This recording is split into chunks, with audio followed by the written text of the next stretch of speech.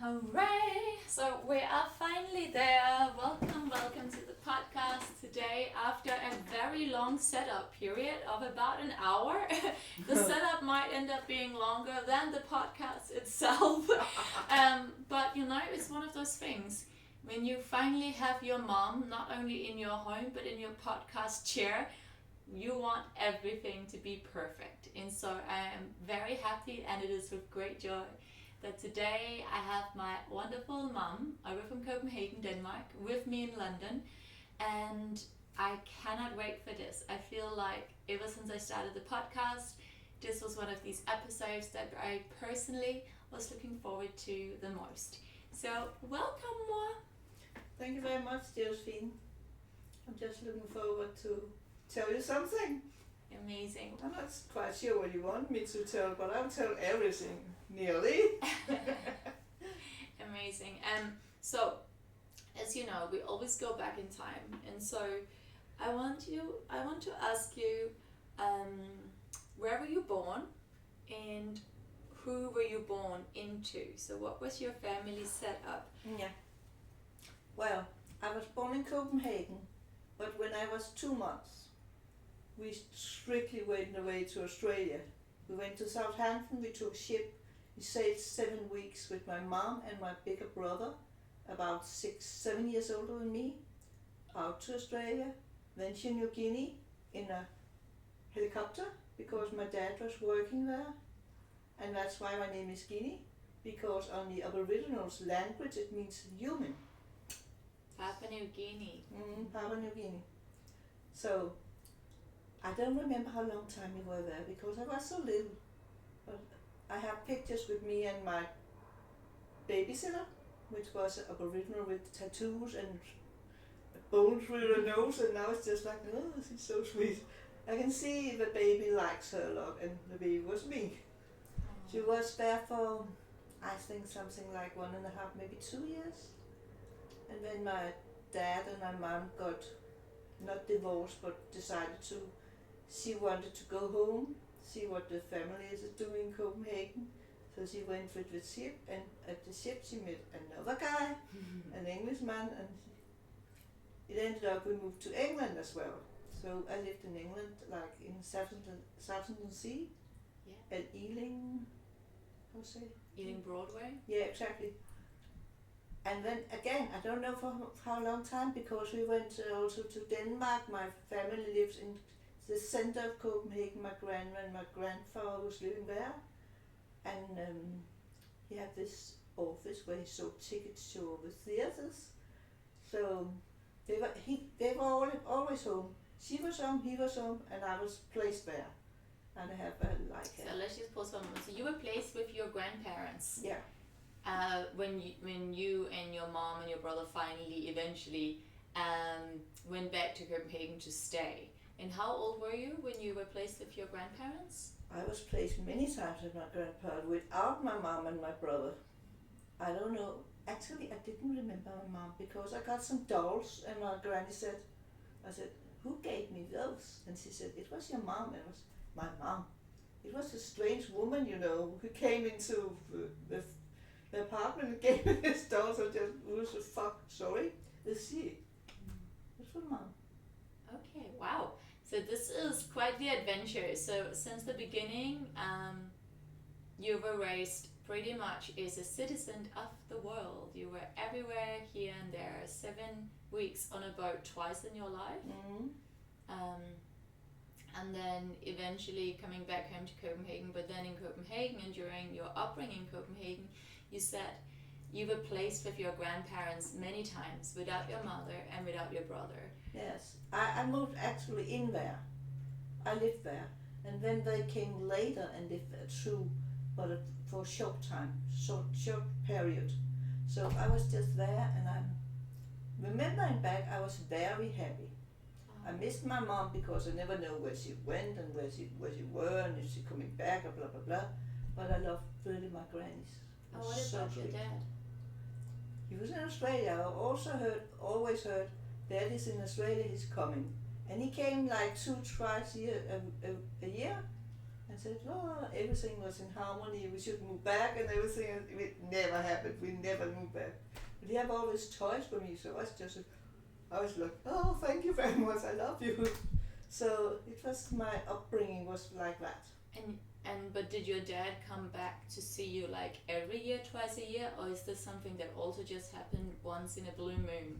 No, it was when I got a little older, he came like twice a year.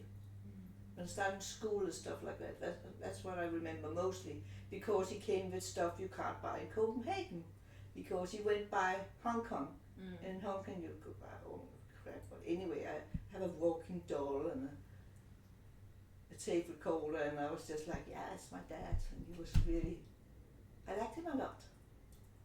So even though you didn't really see him that much, but you actually... I knew he was there. Did you speak to him on the phone? Did you guys write each other letters? Never. We didn't. Okay. Maybe it's not up in sound, but we never did it. It was a very different time, right? I was just like hilarious when he came, and just like, oh, it's my dad. He picked me up at school and took me out of the class, and we were going having a lot of fun, and I was just like, yes. Amazing. Okay. And then, so let's jump forward in time. So then when you were, at some point, I remember you told me that your mom was like, now you're moving back in with me. And were you like, how old were you, 14? Oh, yeah, no. She got an apartment, and in the beginning it was only my brother moved with her. Yeah. And I stayed at my granny's, and I was really like, they're going away.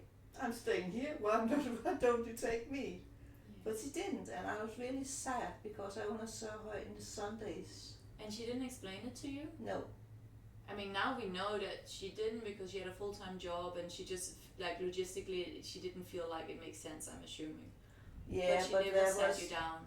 No, but there were places you can go. It's called Freetown. So like some youth. We have organizations in Copenhagen that could have looked after you for a few hours every day. That's Well, lots of kids goes there after school, but I didn't. I just lived at my granny's, and then suddenly, after I've been there, I think I was 11 or something like that. She said, "Now you're moving back to me," and it was terrible. Because I was really a free soul, you know. When I woke up in the morning, I just grabbed something to eat and I went out.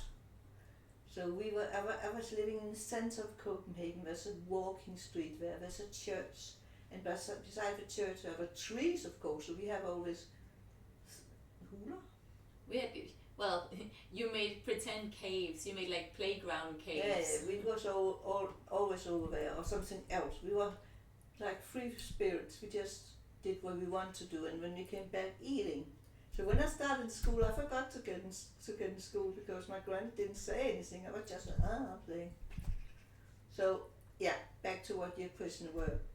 I moved to my mom when I was around 11, and it was a culture shock like nothing else, because I was not allowed to go down in the backyard and play, and there were children there, and I was just like, I want to go out and play with my balls or whatever I got. And it was just, no, awful children here. Because he came from Australia, she used to have a cook, a nanny, you know, blah, blah, blah. And I was just like, I took my jacket on and stood play up the wall in the apartment. And after doing that very shortly, I said, no way, I'm going down playing. So I just went out. She was just like, can't do that here. I'll show you I can do it. So I did. And I never really got into this close relationship with my mom. I would really love to have it, but I didn't have it. So very easily I was just like, I'm doing my own things, because that's what I'm used to do. And then at some point, I remember you told me that you moved in with your brother, also in the city center of Copenhagen, because he had like a little shop. Oh yeah, that's right. Yeah. He has this organic shop, the first one in Copenhagen actually. So after school I was down there helping him, and after all my conflicts with my mom, I moved to my brother. I was 13 or 17 years old then. So I moved out there, and then I moved it a little bit back, and back and forward, you know. Yeah. And then I got a boyfriend who moved in my place with my mom.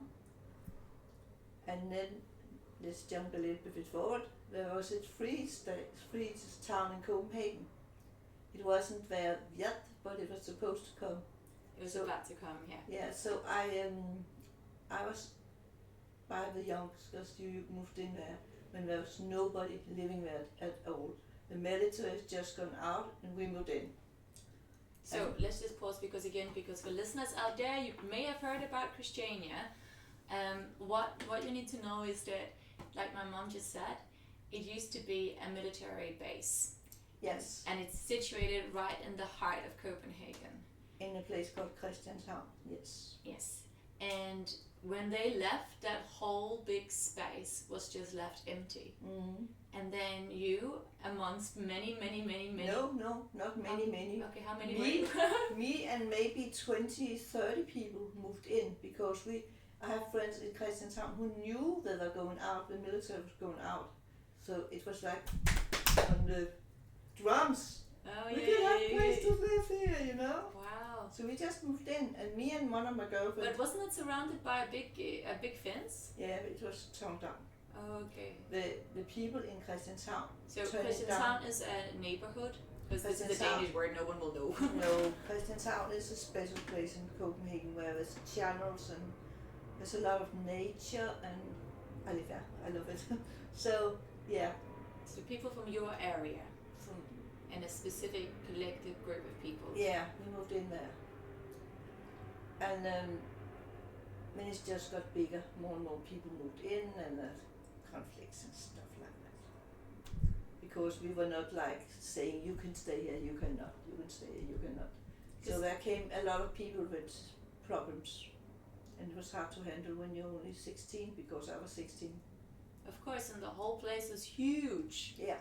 It was huge and it was unregulated, and you guys that moved in also didn't have any sort of ideas. Like, you probably had ideas, but you didn't sit down and go like, oh, and this is going to happen, right? Oh, we did actually. We had all the meetings, and I was in, before I moved in there, I was in something called Thy-lejren. It was a summer thing who came just after Woodstock in America. This was then in the 70s. In the 70s, yeah. Yeah, and we made this commitment, the new samfund. We are going to create a new society because we have the music, we have we were just like, we're going to make this, because the society was not a way we liked it. So I was signed in there, living, want to change the world, want to change everything. You're young, you want to change everything. So I was also in that group in Christiania. And what were some of the things that you wanted to change? Because this is super exciting. I mean, it's back in the late 60s. We want to change the way children were treated, the way people with problems were treated.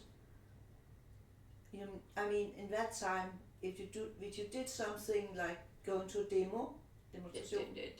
demonstration, the police came immediately and just knocked you down. So it was us against them, all the time. It was the government, it was police, it was everybody who could do anything about us. So, yeah. So you were fighting the whole bringing the power back to the people. Power back to people, Black Panther and all this stuff. It was really very, very fantastic to be with, because we were together about this thing. We wanted to do this. It has to be like this. And people were just together. And we took this place, Christiania, and we have all these meetings, and we have all these demonstrations, and we were just high on life and love. Yeah, also love. I met my son's boy, my man. Yeah. So we were amazing. And I think this is something that's really actually potent more, because moi is mama in Danish. So, because this is something that, I think that I'm really into, you are really into, my brother's really into, and I mean, lots of people are into, but this whole thing of like community. So in my lifetime, one of the first times that I feel like the whole world came together was during COVID. Yeah. It was the first time where, I'm going to get all emotional about it. It was the first time in my lifetime where the whole world were in the same boat. We were on the same team. Like, of course, okay, politics are politics. I'm sure some people were not on the same team, but let's not go into conspiracies right now. But the point was, it was the one time where it didn't matter where in the world you were. You know, people were Zooming, just as Zoom started, we were calling each other, we were emailing each other. You know, you were walking on the street, and even during that terrible time when we weren't allowed to be too close to each other and masked and all of that, there was still this deep sense of a common goal and a sense of similarity and a sense of what brought us together more than what separated us. And you're so right, exactly what you say there. You were walking at the street and I was walking the street and I saw somebody as I didn't know. I've seen them in my hood. I know she's from here and was, can we walk together? I would be this 2 minutes for you, but can we walk together? Because I was just going crazy about we can't go anywhere. Right. So it was just like, hello. Right. And sometimes people went out in the streets and go and sometimes we would walk like a huge periphery around you, like really far away. I don't away. want to go near to you. And it was just oh my God. No, I know, and it's also I also for you listeners out there, I'm sure maybe your COVID experience were very much one of separation and one of people turning against you, and maybe it was super it was challenging for all of us. Yeah. But at least in my experience. And I did not watch the news, but the little bits that I did get in, there was still this thing that we were all wanting the same thing. No one wanted COVID. I mean, again, apart from politics, no one wanted COVID to continue, right? No. So for the first time in maybe the history of the whole planet, for a really long time, we had a common goal. We had something that glued us together, where we were like, we're in the same team, right? Mm-hmm. And this is what it reminds me of when you're sitting here and you're telling us about the time when you were growing up and where you like first like in the Lion, which is the camp similar to Woodstock but Danish version, first like setting all these big ideals and having these dreams and these hopes and this power, and then I thought it was a huge group of you guys, by the way, that like that tore down the fence to Christiania and ran into that military camp and created your own society. I never realized it was such a small group. It was in the beginning, it was only a group of people living in Christiantown because they wanted to have a playground for the children. So we took down the fence and went in there, and the children were playing, and there was still some soldiers there. Mm. But when we moved in, the soldiers gone, and we were crawling in a little hole in the fence. And then it's just like we're taking this place. And then it was in a newspaper, printed in a place called Huset, where there was a lot of music and hippie things going on. So that was this newspaper called Hovedblad.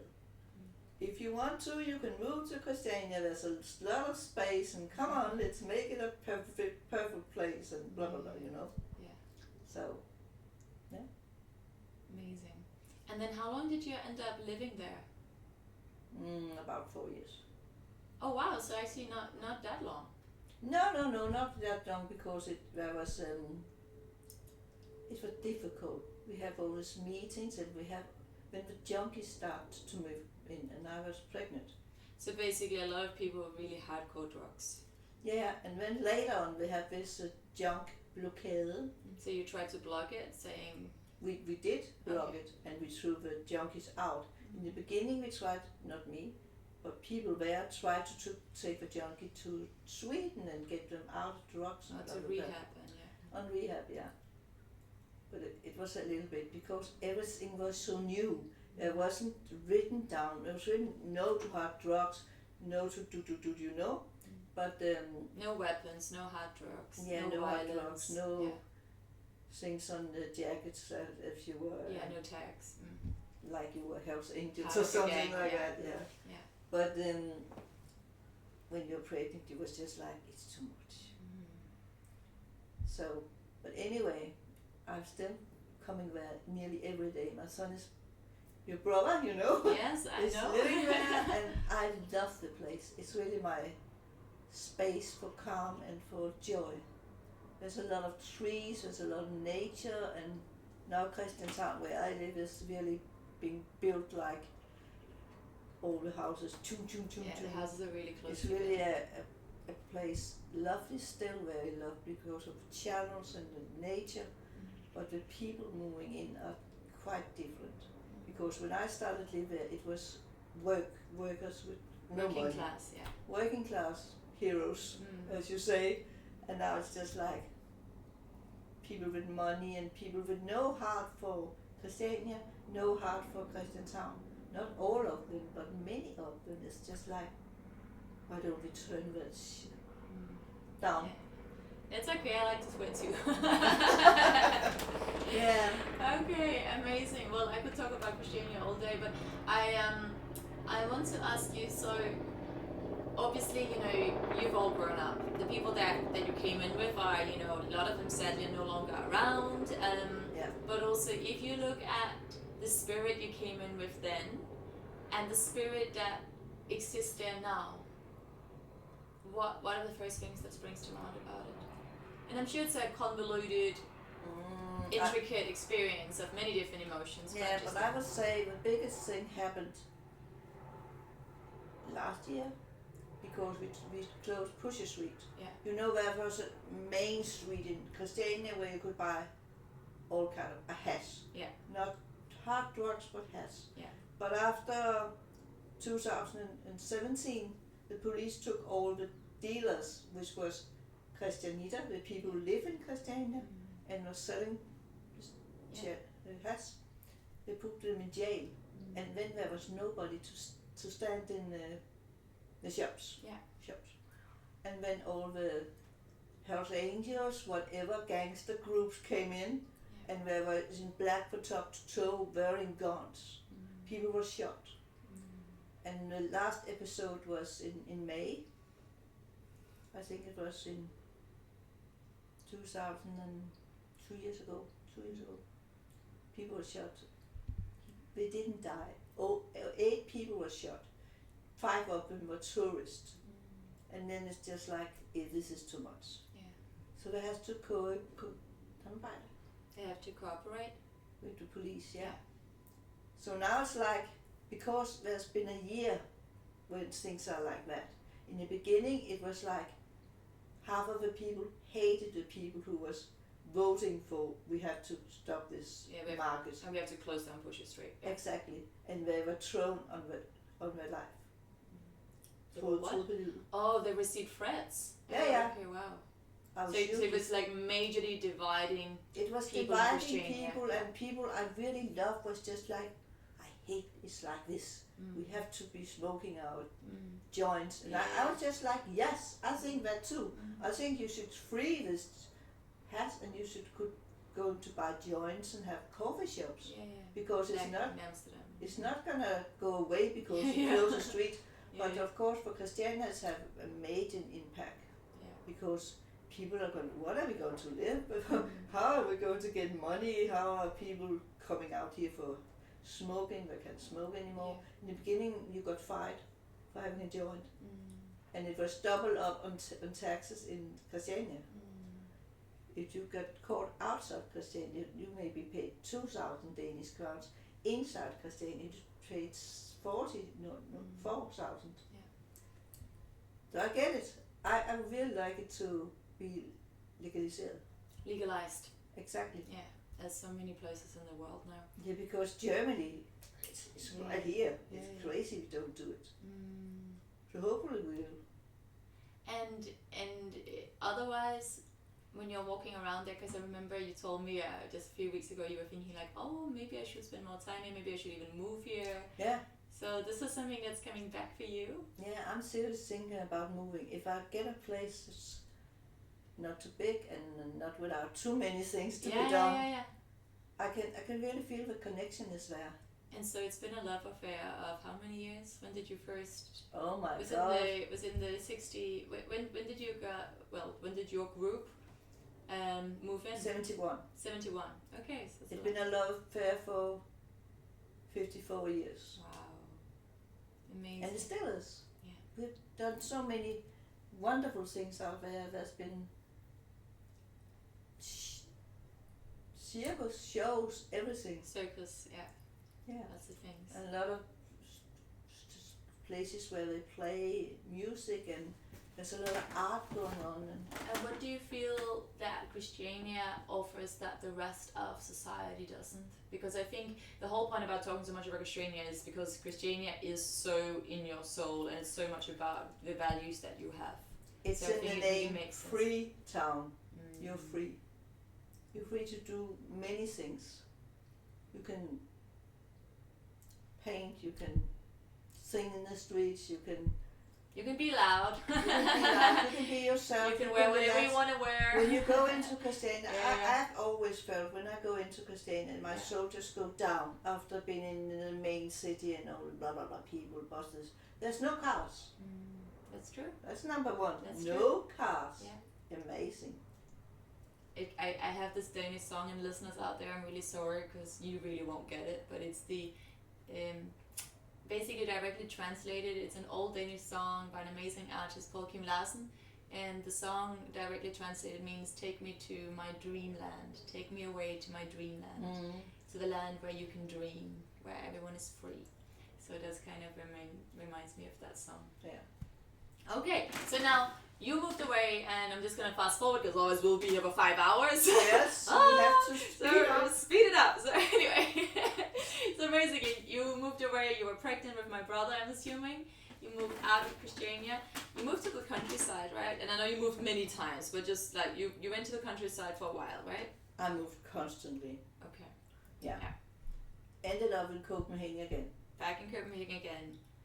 Ended up in Christianshavn again because I loved it so much. And all my friends are still living there. And ended up in the house, in the apartment that I was born in, more or less. And you were still in that apartment. Yeah. And it's now like, how many years have you been there? Like, You are, it's 37. 37 years. 37 years because I've moved like 30 times before I got you. You were moving constantly. And you started life constantly moving around, sailing around, constantly having an upbringing where you never really knew where home was. Exactly. Or where your parents were, or who your parents were. Yeah, and when I moved into this apartment with you and your dad and my son, brother, it was just like, I remember me and Tobias was having a meal and Tobias is my brother. bottle of wine. He was not a little boy anymore, so he could have wine.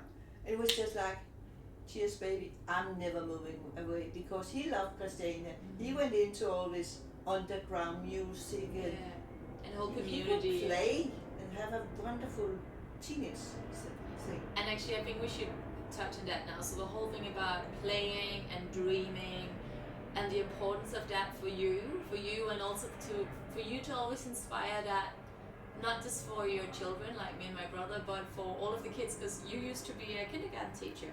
You used to look after lots of little kids. Yeah, I loved it. I really loved it. I was in the last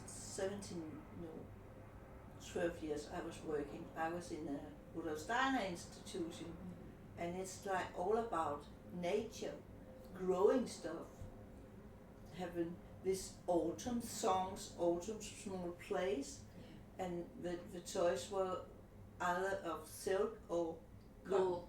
Yeah, and wool. Or wood. Yeah. And it was just like being in love every day when I went in there. I really liked it so much. No, I understand. And also the whole Rudolf Steiner thing is all about many things, but also the whole thing of the cyclical nature of our lives, right? Yeah. So we're living in harmony, not just with nature, but also with the rhythm of nature. Yes, exactly. And celebrating the different rhythms, right? So that's what you were just touching on, the whole like the harvest and the autumn, and of course, winter time, but also like, springtime, and really embracing. We have songs for every season. That's true. I'm not going to sing it. But we have, and Josephine, you went to a kind of Rudolf Steiner kindergarten, and Tobias did as well. And Tobias, who is now 71, you remember the songs. Oh. You remember the songs. No, absolutely, and I think also I mean, so regardless of the Rudolf Steiner institution-ish that I grew up in, just the whole fact that we have songs for everything, and I think that's also a Danish thing. And it's like, it helps you so much in life that there is just a song for any kind of, not just for celebrations, but also for hard times. Like there's always, it wasn't until, remember Craig, my ex-boyfriend, it wasn't until one day he was like, surely they have a song for this one too. You know, I was sad about something and he was like, Josie, I'm sure. You're singing Exactly. around all the time. Days, we are crazy. He's like, singing. You just need to sing your way through this one, darling, right? Yeah. And that is so true, and it is the spirit, and it's such the spirit of you. But again, just bringing you back to that whole thing of, not only did you choose to go into the field of looking after kids and being the big, like, speaker, you know, speaking for those that cannot speak, you know, fighting for those that are too little to fight for themselves, you know, and of course it makes so much sense now knowing, you know, about your background and your own upbringing, you know, like re-parenting the little you that no one else really could fully, right? Yeah. But at the same time, so not just the fighting for and being the spokeswoman for, and but also really, like, I know how much you want to emphasize that, the importance of letting children dream and discover their own dreams and their own creativity and their own play, and that it is never, ever, ever, ever, you know, I think a lot of parents these days, and obviously I'm also super influenced by you because you've all really highlighted it to me, but it's so true. As parents, so often, like, we go out with friends and the parents have like 500 different toys and they're like, are you okay, to the child? They never leave the kids alone. That's it. You know, the imagination, the fantasy, the stuff you want to create is coming when you're looking into a wall and nothing else is happening. You know, like this. Yeah. And now the family say, oh, you can't do that, and you hurt your little knee, and I will carry you. And you know, I went to with you and your brother. I went in a bus 28 hours to Italy. Yeah.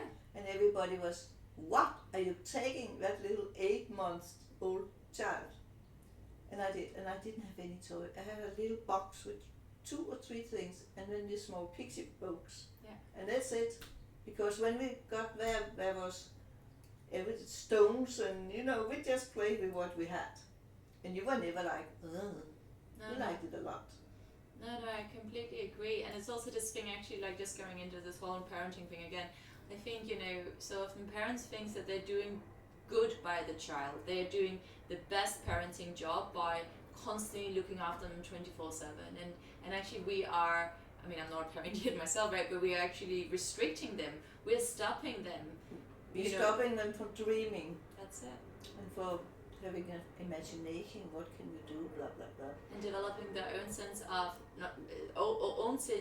self-advocacy and self-confidence, self-belief, right? Exactly. Self-belief, because, you know, as a child, I mean, we all see, everyone, you know, if you kind of leave them to themselves, most little teeny tiny children, they are so proud of themselves. Yeah. You know, they try to walk, they fall down 1,000,000 times, and no child is ever like, oh, I don't want to try this thing anymore, right? Like, like, that's it. Can you just keep carrying me for life? Like, no child does that, right? No. It's a baby. We're all born that way. We have so much self-worth. We have so much, like, oh, here I am. I have arrived. Yeah. Now look at me. Look at what I can do, right? Yeah. And I think, you know, this is just such an important thing. And then it's also because we, as children, we are often not allowed to explore all those things. Yeah. And we live in a society that also doesn't, you know, foster those things.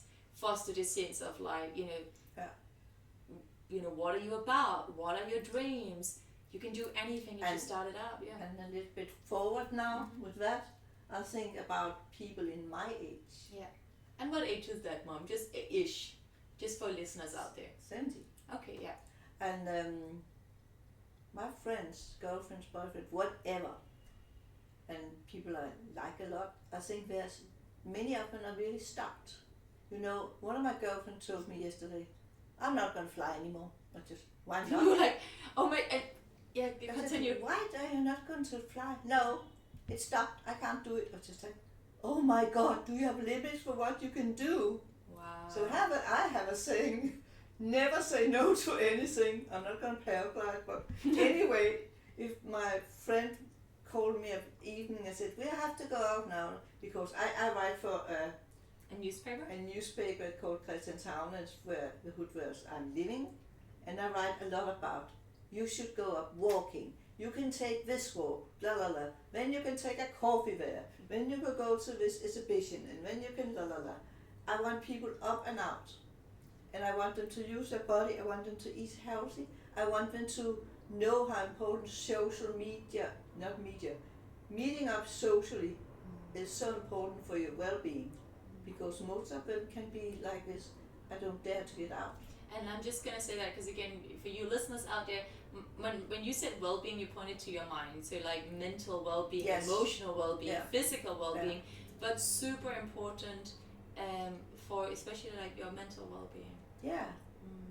So good. You know, that sentence, like, that has stopped. You know, it's like, because otherwise it's like, the older we get, instead of celebrating the fact that, wow, hopefully we have even more wisdom, hopefully we're transitioning into like the wise ones, and every day, every second our life is a gift. Instead of that, we're just sitting there going, well, you know, making our life smaller and smaller and smaller and smaller, right? Making Until we're in a barriers prison. around you, so Yeah. paint yourself in the corner. Yeah, exactly. Look, Well, see digging now, our own oh my grave. God. Why don't I die now? Everything's awful. Right. Yeah. Oh, I love that. That's amazing. Okay, Ma, so let's take you into the soul messages. So you know what I always say. So if you had just a few, could be one, could be two, could be three, if I know you probably have quite a few. So what would be your soul messages for humanity with the wisdom that you sit in now? 70 years, that is a huge, huge, huge, amazing experience. Well, I'm always into love. You know that. I think that be kind, don't judge other people. You never know what they've been going through. It's so easy to sit there. Never do that. Just remember everything. Everybody is raised different. Everybody has their own way. And you know, if I think, why don't they do this and that? I can say something like inspiring them, but they have their own way. But anyway, my main thing is love. Show love, give love, don't be away. Don't just give it away. Don't be afraid. And I love that. So, and take care of people. You know, if you know somebody who's sitting a lot of home and nobody's calling them, call them. Maybe I haven't heard from them in ages. She never called. Blah blah blah. Then take the phone and call her. There's always a reason for things. I mean, be kind, be nice, and give love. I love that. And I want to ask you this, because a mantra that you always tell me is, you always say, it's only love, give it away. So share more with us. I know you already was like, okay, so that means, you know, an example could be, hey, if you know someone isn't in a good spot, and yes, maybe on the, you know, on the list of friendship, maybe they haven't reached out to you in a while, so, you know, theoretically it's sort of their turn, like, But forget about that. Yes, doesn't matter who does things, just do it. So basically, love can't be taken away from you. No, and love is always the answer. Right. But I think this is a really important thing, because like I write about this all the time, like we can't run out of love. No. but we see, but true. Like The more love you give out, the more you get back. Right. It's a karma thing, you know that. Yeah. Just But give it away, and then it come back. But it is true though, because we do that. Like as a human being, the more hurt we are, the more we close up our heart, and we close up in our heart in the attempt to not get hurt. Turning to stone. Right. And vanish, you die. Well, true, but also like we close our heart, we try and create distance between us and that situation, us and those people, us and that way of being, whatever it is, us and let's not go flying, right? We close up our hearts because we think that by closing ourselves down, by making our lives smaller, we will be safe, right? We will not feel the fear, we will not feel the pain, we will not, you know, whatever it is that makes us feel uncomfortable. But in doing so, we are also shutting down the opportunity and the possibility of more love, more joy, more connection. Yeah. Right? Yeah, and get up and get out in the nature. Now it's nearly harvest time. Go out and grab some apples from some apple trees. They are all around. In Copenhagen, there are. And the other berries, you can make something nice. do what you like, but do something with your hands also, not only with your mind. I mean, and I know why I think that's important, but I want to hear from you. Why is it important that we do it with the hands, with the body? Because when you get down in your soul level and you connect with your heart and your spirit, and when you're in her hands in the moil, in the soil, in the dirt, hands in the dirt. Get those hands dirty. More dirt, more hands. You connect with the ground, with the world, with this, with the grass, hug a tree. You know, everything is alive. There's atomer over here. Atoms. Everything is made from atoms. Everything is we're energy. made of atoms. Stars are made of. We're That's made of so true. stardust. Exactly, and it's always, and again, like the ego will always be like, "I'm so separate." No, you're No, not. you're We are not. Exactly. No, and I think you're so right, because I have many a times hugged a tree. I will continue to hug my trees, but also quite often one of my favorite things to do is actually just lie down face front, like actually face planted into the grass, into the soil, into the earth, because it's like, and I do this all the time, and I know rationally I know we are connected, but it's so easy to feel disconnected. So it's so beautiful that your chats on it, like, use your hands, and that doesn't matter, like, if you're cooking, really be like, notice it, make it into like a mindful ritual, joyful ritual of like noticing your hands and the salad leaves, or the carrots, or this flour, whatever it is, right? I love that. And another thing is very important to me, be in touch with some water. I live nearby a channel, and I'm just looking from a kitchen window. I can watch the channel, I can watch the birds, not like I'm sitting there all day watching birds. Actually, you know what? I remember this. So you came to see me in London, maybe like, it's many years ago, this particular moment, but on this visit, I don't know, maybe going back 12 years ago or something. And 12 years ago, one day we're walking around Hampstead Heath, and there's all these different birds, and all of a sudden you're like, oh, this is like a red something, and I know nothing about birds, right? And then we hear another like, and my mom was like, oh, this is the other one, and I turned around. I don't know where I knew it from. This is it, and I was like, I never learned anything and about I was like, birds. have you turned into, are you now an, what is it called, ornithologist or something? I was like, you now know everything about birds. It just came randomly, I don't know why. But anyway, I love it. So yes, be in nature, celebrate nature, get into nature. Lie in the grass, take your shoes up, walk on the grass, hug a tree, and you can feel the vibrations. 100%. Just like, that's it. just going to me, down there. But this is it, and it's like, we always say it, but like to feel good is actually simple. Like, we're really simple creatures. Mm-hmm. We like to overcomplicate all the time, but we're really simple. Like this morning, you and I decided to go downstairs into like the spa, right? And we had a swim and we had a sauna. Like, it's just being in the elements. We had water, we had fire, right? It's so basic, and we come back up and it's like, high on life. Life is amazing. High on life. Right? It's no, I really love that. You always decide what you want to do. I always tell my friends, I say, oh, it's an awful weather. No, it's not an awful weather. You're in an awful state of mind. You can say, oh, it's a little bit cloudy, but then we can do, then we can do this and this and this.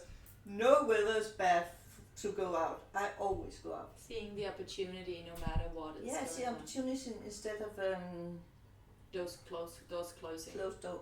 Yeah. Something else that I want to ask as well, because again, this whole thing of it's only love, give it away, right? So something that we spoke about before the podcast today was that you said, well, when you really love someone, and especially when you love your children, one of the biggest gifts you can do is to set them free, right? So what did you want to share about that? Because my story is, at the right age of 16, I left the Royal Danish Ballet School, where I'd been training as a ballerina for 7 years. And I did not just leave and stick around in Copenhagen. I went on the first flight to London. And she stayed. Well, take us through that process. Take us through the process of me going, I can't stay in Copenhagen. I think that there might be an opportunity for me to go abroad. What were your first thoughts? First thought was, no way. It's not gonna happen. She's so young. I can't let her go. The next thought was, I have to. She's not gonna be in a cage here with me. So it was heartful. I was really sad. Your brother said, everybody was like, oh, but you have to do it. And I understood that, because you don't own your children. They are for Lent. Yeah. As long as they want to be there. And when they are stopped being there, they have to move on. And you really moved on, that's for sure.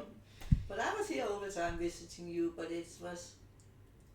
I want to ask you, because I remember initially you said, no, you're too young. And then I went quiet, because that's always been, so our dynamic is like, I've never been I've been rebellious in my own ways, but it's been in the quiet sneaky ways. It's not been in the wah. Oh, that's your goal. Well, exactly, that's my brother. And so we had about, I don't know if it was 2 months, but in my head it was about 2 months, maybe it was less, where I felt more and more sad and on the edge of depression. You can be depressed when you're a teenager, and then what made you change your mind? Because I didn't see any opportunity in Denmark for you, and I thought you have to do it your way. You have to follow your dream, and it was really a dream. Right. So it was just like, my mom went to Australia, Tobias went half the world around and living in Christiania, whatever. And why should I say no to you? It would be selfish. I want my kids here, and I do, and I really want you there, but it was not good for you. So you have to open up and say, okay, you do it, and I'm just behind you. If you need me, call me, I'll come. And I did. 100%, and I think, it's such a beautiful thing, because it's always the thing that I share with everyone. I always say, when I talk about you, and I'm like, my mom is amazing, and then I'm like, one of the biggest things my mom ever did for me was to let me go. Sniffed. And then we have a cry. But it's true, it's like, again, and it was so painful. I was just like, oh. I know, but it's because it's that thing, and and I think it's so important. That's why it was so important that we shared this in the podcast today, because it's like, when we love someone, and especially when it's a new relationship, if you're not family, and then all of a sudden it's like, in the beginning we get closer and closer and closer, and then once we're like, oh, we really like each other, and this person likes me, we want to kind of just glue together. And that is awful. And that is the worst thing ever, right? Like because we're so scared of losing each other, right? And again, because we have this idea, that's the way you're gonna lose somebody. That the more I glue, the less I may run out of love, right? They say if you really love someone, set them free, and that's the right thing to do. Right. Because if they love you, they'll see you, they'll come back. You're a never-ending story like that. And so, okay, so for people out there, because I coach and I do energy healing for a lot of parents that are in a similar situation to you, and of course circumstances are different. So if you're out there as a parent, I feel like it's been all about parenthood today. If you're out there as a parent, out there so many interesting things to say. If you're out there as just a parent, in the corner as parents.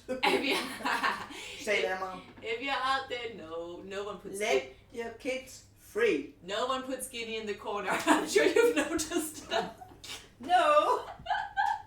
So my point is, okay, I know you already said your children free, but just any final thoughts on that subject, because obviously, my story was different. Each story will be unique circumstances, etc. And as much as my mom, like, you're super free, it was still researched.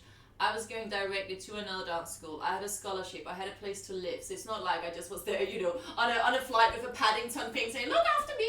A little thing you remember, you didn't say. We thought, Tobias, my brother, and me thought, Josephine would go into this kind of ballet school,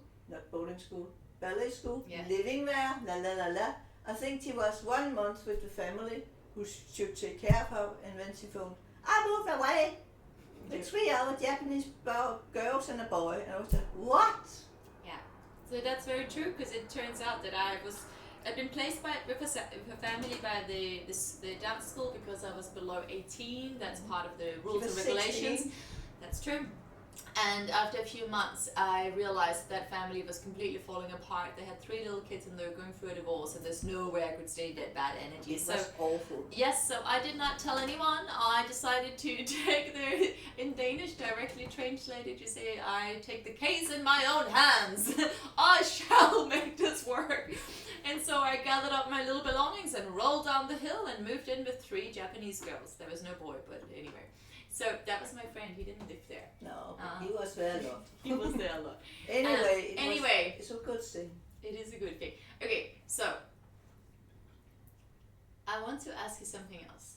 So again, this was your soul message for humanity. When you look back, because actually this is super exciting, not just because you're my mom, but also because you're one of the wisest, but also older people that I have had on the podcast. And this is a really, really important thing. Because again, back in the day, in the good old tribes, the elders were the highly valued members of the community. So it's really important to listen to this. So not just, this were your message for others, but for yourself. When you look back at your life in the 70 years, oh God, this is so emotional episode, I could cry all the time. When you look back at your life over the last 70 years, what have been one of your greatest joys? My greatest joy is to realize that you make your own life. You create your own life if you think the glass is half full or empty. And I'm always on this super positive note.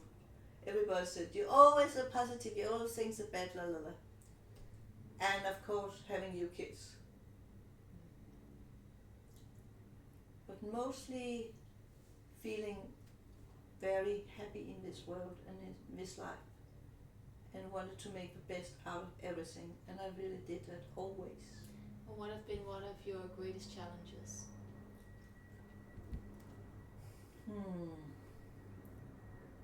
What was the feeling or the concept or the pattern? It doesn't have to be, you don't have to tell us about the people or the situation, but what was the feeling that you had to the greatest grow through? It was my family situation when I was a kid. Because I was really a little rebel, but I was lonely without any grown-ups. I never missed them because I could do whatever I wanted. But one example, and I won't say that because it's really crazy. I was invited to this birthday party, and I was just like, la la la la la, gonna have cake, I'm gonna sing, oh, happy, happy, happy, happy. And then I went over there and she looked at my socks, white, not white, grey. And she said, you're too dirty, you have to go home and change. I was just, la la la la la, go home, change. Came back again, la la la la, cake and soda. And I was just like, I never got embarrassed over anything. I just thought I was so sweet and perfect, so why not? I didn't see it as, oh, it's awful, I'm really, should I be something was wrong with you. You didn't take it personally. No, I didn't take it in like something was wrong with me. And I never had in my whole life this thing about shame and guilt and shame doesn't exist in my world. Never. So that's a good thing.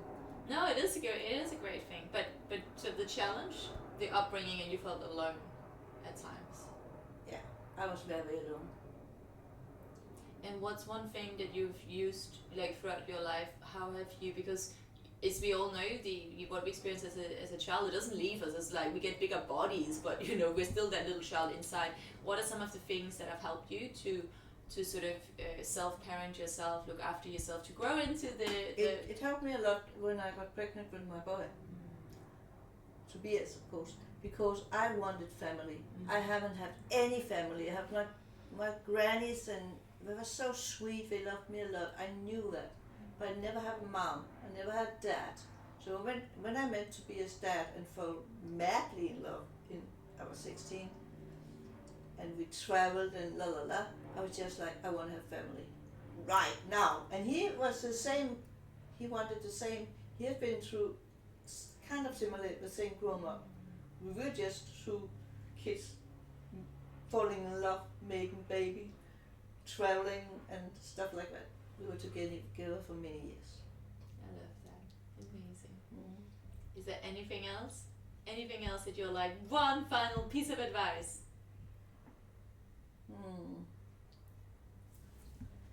Yeah, I think you should experience some things every day. Go out and experience whatever. Go for a walk. Then don't turn the right way you used to do. Used to go to the right, go to the left. That's what I do with my grandson when he's now 17. But I've been doing it since he was little. And I said, do you know what we're doing? We are on adventure, Guinea, Granny. And that's it. Be on adventure. Make your world adventure. I love that. Seek the adventure in the everyday. Yeah, do it. That's amazing. Thank you so much. You're so welcome. Yay. Oh. Give me a hug. Oh. Thank you. Love you. Love you too much. Thank you so much, wonderful listeners out there. I hope you found it inspirational and maybe perhaps you decide to take a good long chat with one of your own parents today. Have an amazing day and see you. Have an amazing day. Thank you for listening. Always. Bye-bye. Bye.